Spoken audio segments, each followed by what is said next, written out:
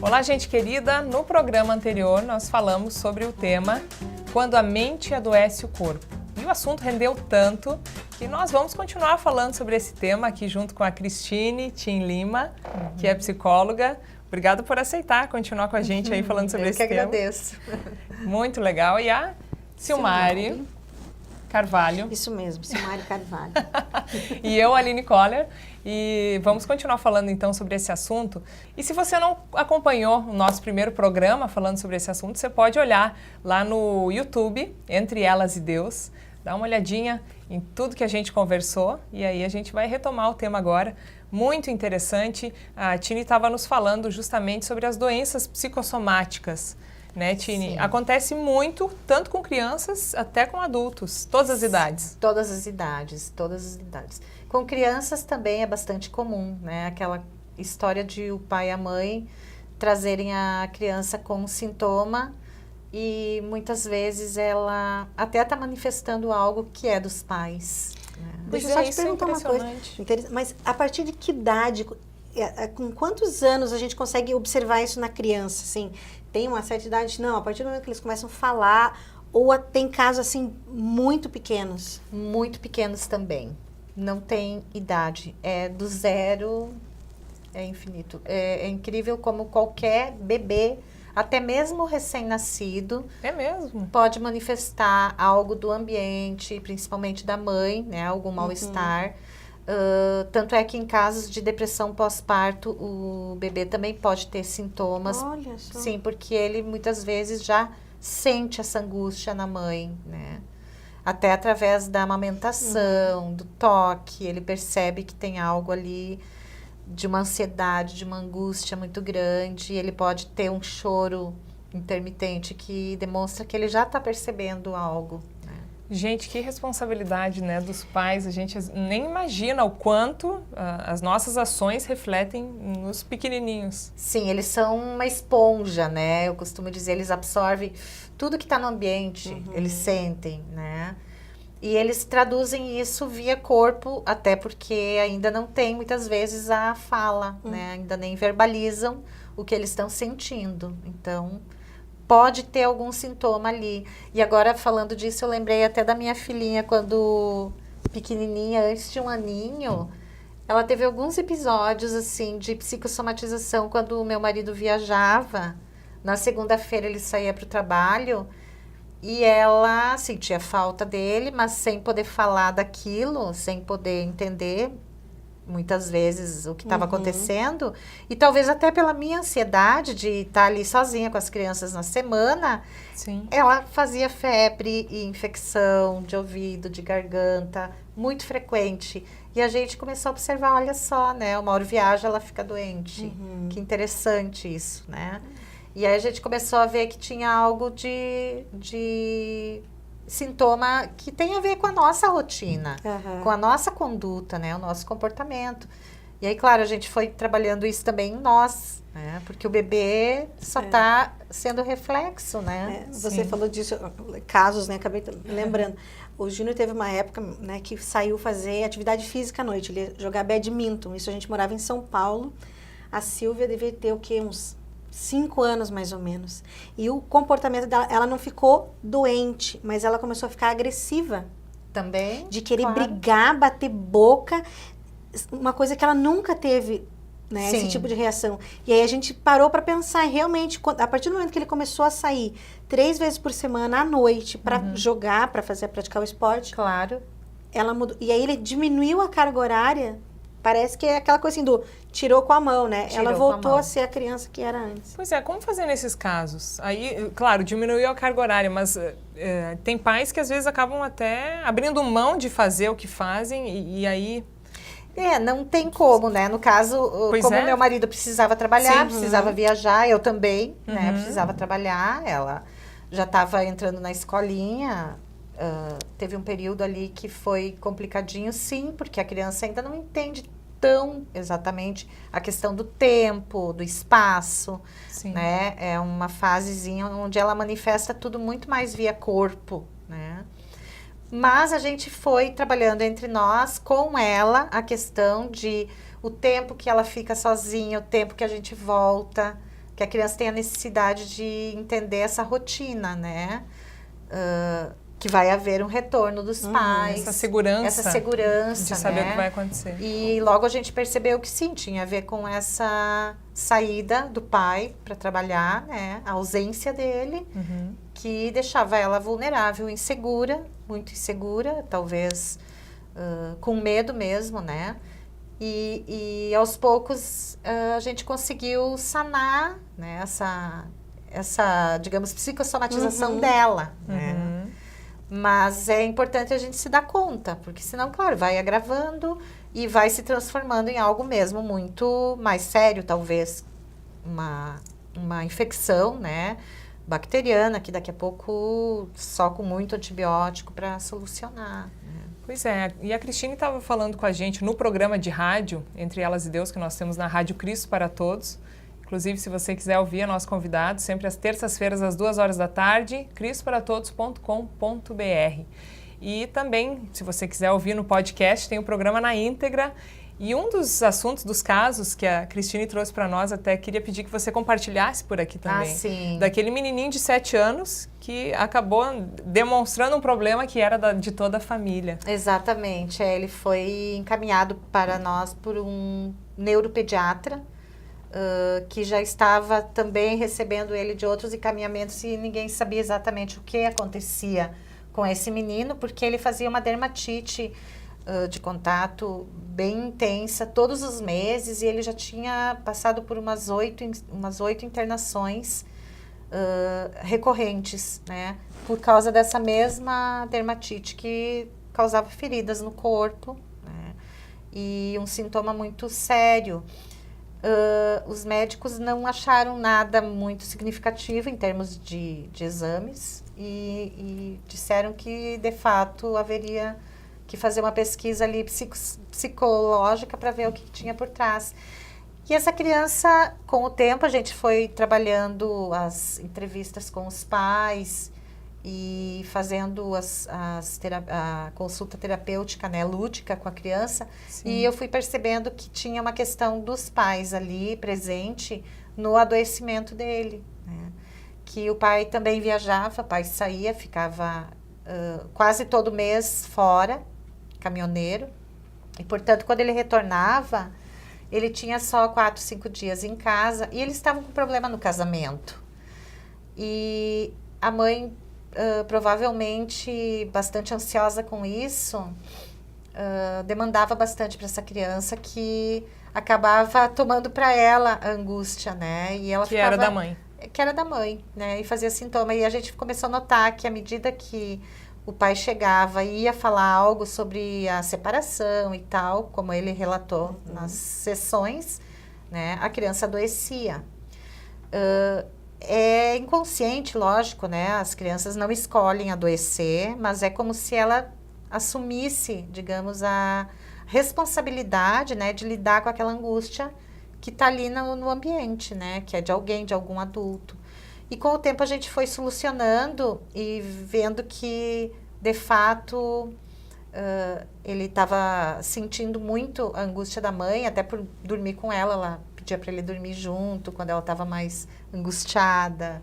E talvez algo que ela falasse ali, ele ficava mais embotado, né, emocionalmente. E até uma forma de ter os pais em volta. De ter os pais em volta. E a gente percebia que quando ele internava, ele tinha um comportamento dos pais também diferente, né, de toda atenção para ele, que era bom. Então, ficar doente era bom para ele. Ele tinha ganhos nesse sentido. E muitos cuidados, comidinha gostosa, muito carinho. E era uma trégua também dos conflitos do casal, onde todo mundo ficava ali, um ambiente bem família, né, em torno dele. E depois o pai voltava, viajava, voltava ao trabalho e ficava tudo bem. Mas aí quando o pai estava retornando e de novo ficava tenso o ambiente, ele adoecia, ia para o hospital de novo. E aí, claro, ele tinha todo o ganho de novo, ganho secundário da doença, né, de poder ter a atenção dos pais. E ele foi revelando isso, que o medo de ser abandonado pelo pai, de repente o pai separar e não voltar mais em casa, era algo que ele tinha muito presente, né? Mas, claro, na fantasia, no lúdico é que vai se mostrando, nas brincadeiras, nos desenhos, né? Nas falas que você vai montando a partir das sessões, né? A criança também muitas vezes não sabe o que acontece com ela. Normalmente ela não sabe, né? Então a gente ajuda ela a descobrir o que tem por trás, quais os sentimentos que estão ali presentes, né? E ele foi melhorando gradativamente, claro, não teve mais internações, não teve mais a doença psicossomática, né? A dermatite, não precisou mais nem tomar as injeções que ele tomava semanalmente, né? Subcutâneas para alergia. E aí apareceu também, claro, a dificuldade da mãe, uma certa depressão da mãe, que a gente encaminhou para atendimento, então ela, né? E o menino ficou bastante saudável, a ponto até de a mãe achar inconveniente, porque daí ele já não queria mais mesmo tomar medicação nenhuma e tal. Mas porque ele ficou saudável, ele não aceitou mais ser doente de casa para ficar tudo bem, né? Mas é muito sutil, isso tudo se dá de uma forma inconsciente, né?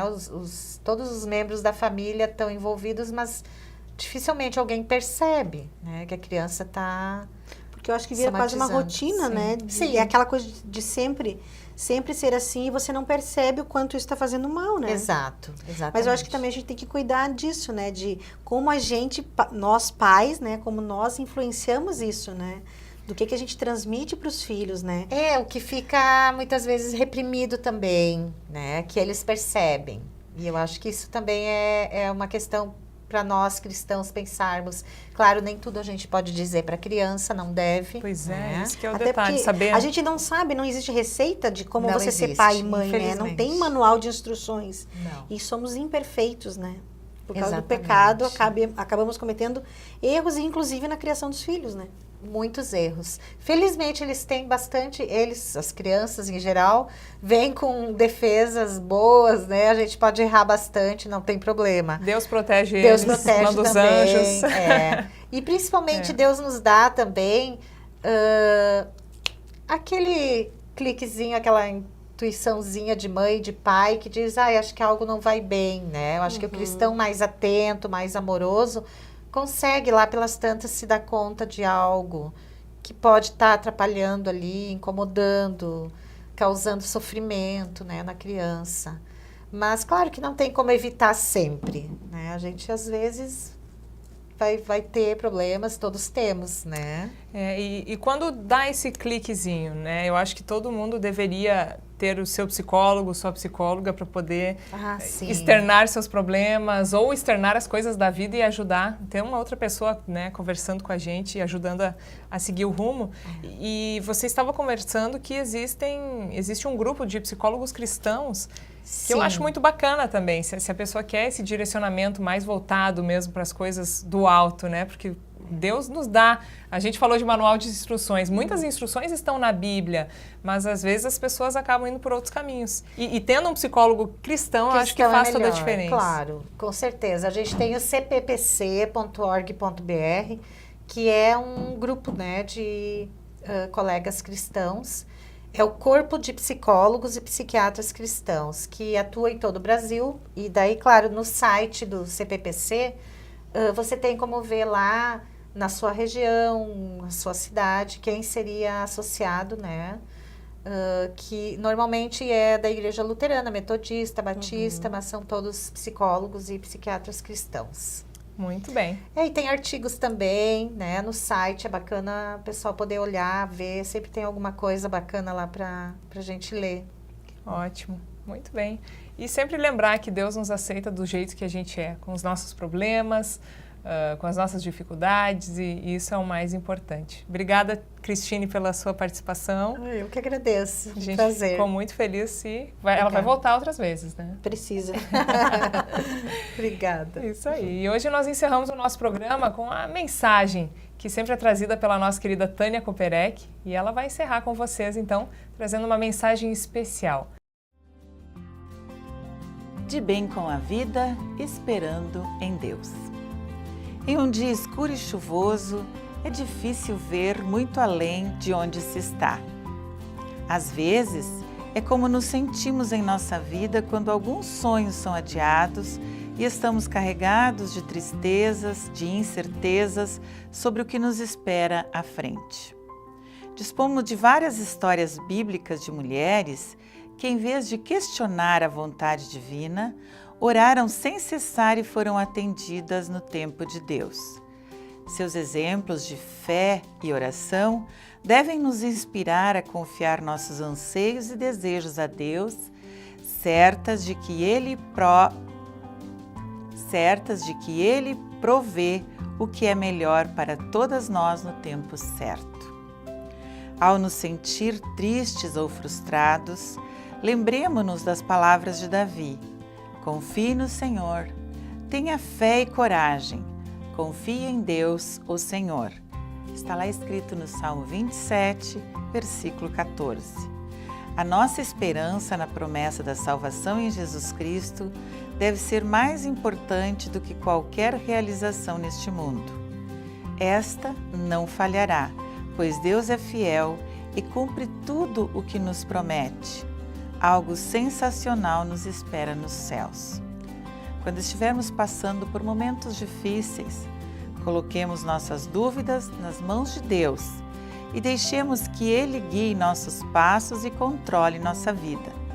O tempo é dele e tudo já está planejado para nós. Sejamos felizes com todas as bênçãos que já recebemos e repitamos em nosso coração as palavras do salmista: que Ele me deixe viver na sua casa todos os dias da minha vida, para sentir maravilhado a sua bondade e pedir a sua orientação. Salmo 27, versículo 4. Vamos orar? Maravilhoso Deus, nós te agradecemos por nunca nos abandonares, nem mesmo quando nos esquecemos de Ti e das Tuas promessas. Alimenta em nosso coração a certeza de que Tu estás nos guiando. Se for da Tua vontade, atende os nossos mais profundos desejos. Louvamos-te pela vida eterna contigo nos céus. Em nome de Jesus, nosso Salvador. Amém. E você pode sempre participar conosco também, mandando suas dúvidas, seus comentários para o programa através dos comentários do YouTube ou então pelo e-mail ielbe@ielbe.org.br. Que Jesus ilumine seu dia, sua semana e que Deus abençoe sua família sempre. Sabendo que você é amado por Deus. Não importa a situação que você esteja passando na vida, fiquem com Deus e até a próxima.